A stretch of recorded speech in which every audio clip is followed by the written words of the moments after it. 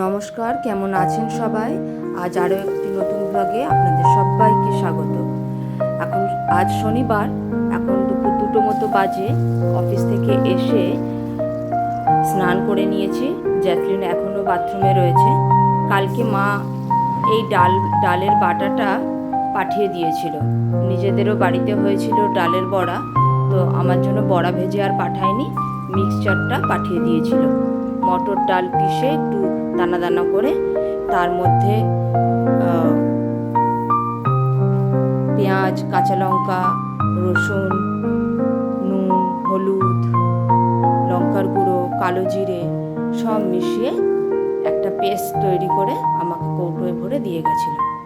তো শুক্রবার রাতে কিছুটা খেয়েছি, কারণ ডালের বড়া জ্যাসলিন প্রচণ্ড ভালোবাসে, আর কিছুটা আজকে ভেজে নিচ্ছি, ভাতের সাথে খাবো।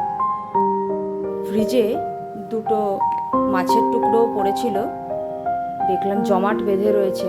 সকালে তো বের করে দিয়ে যাওয়া হয়নি, তাই ভাবছি ওটাকে একটু ডিফ্রস্ট করে নিই মাইক্রোওভেনে, তারপরে ওটাও ভেজে নেব। কারণ গতকাল রাত্রে বিশেষ কিছু রান্না আমি করতে পারিনি, জ্যাসলিনের পরীক্ষার জন্য। সিলেবাসের প্রচণ্ড প্রেশার, অনেক কিছু ছিল। এইটা দেখো বন্ধুরা, এটা কি বলতে পারছো? এটা কি বলো তো? এটা উল দিয়ে বানানো পলিথিন রাখার একটা জিনিস। এই দেখো, এইভাবে নিচ থেকে টানলে একটা করে প্লাস্টিক বেরিয়ে আসে। প্লাস্টিক তো আমাদের দৈনন্দিন জীবনে এটা ওটা ফেলতে লাগেই, তো এইভাবে আমি এর মধ্যে প্লাস্টিক জমা করে রাখি। এটা আমার এক আন্টি বানিয়ে দিয়েছে। এর ভিডিও তোমরা আমার ইউটিউব চ্যানেলে পাবে। মাছগুলো বরফ গলে গেছে, এবার এগুলোকে ভেজে নেব। বড়াটাও এক পাত হয়ে গেছে। জ্যাসলিন স্নান করে চলে এসেছে, তাই ভাত গরম করতে দিয়েছিলাম। ভাতটা ওকে টেবিলে দিয়ে বললাম, তুই ভাত দুটো থালার মধ্যে বার, আমি এটা ভেজেই এক্ষুনি দিচ্ছি।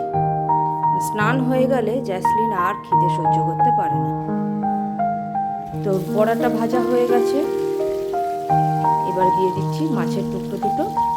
এই দুটো ভাজা হয়ে গেলে আজকের মেনুতে থাকছে আমাদের এই ডালের বড়া ভাজা আর মাছ ভাজা, আর সাথে থাকছে আমার মায়ের হাতের তৈরি আম তেল, অর্থাৎ আমের আচার, সাথে আমার বাড়ির বাগানের কাঁচা লঙ্কা আর সামান্য নুন।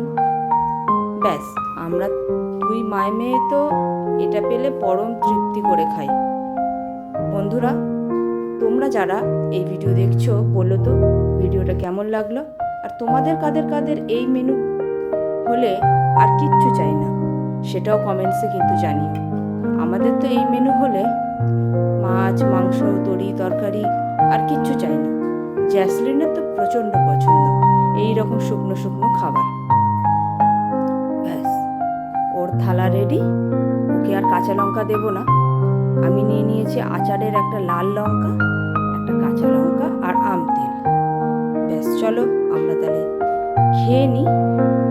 খাওয়া হয়ে গেলে আর একটা জিনিস আজ বাড়িতে এনেছি, সেটা একটু মেখে খাবো। জ্যাসলিনের জন্য এনেছি পেয়ারা, আর আমি এনেছি এই দেখো, কি বলো তো এটা? হ্যাঁ, বিলিতি আমড়া। ঘরের ছিল ভাজা মশলা, যেটা আমি বানিয়ে রেখেছিলাম, যেটা আলু কাবলি যে কোনো চাটে বেশ খুব ভালো যায়। তো বিট নুন আর এই মশলা দিয়ে মেখে নিলাম, নিয়ে এখন খাবার পরে আমি মা মেয়ে মিলে বসবো এগুলো খেতে। সব দিন তো আর টাইম পাই না বলো, মাঝে মাঝে এগুলো খেতে তো দারুণ লাগে।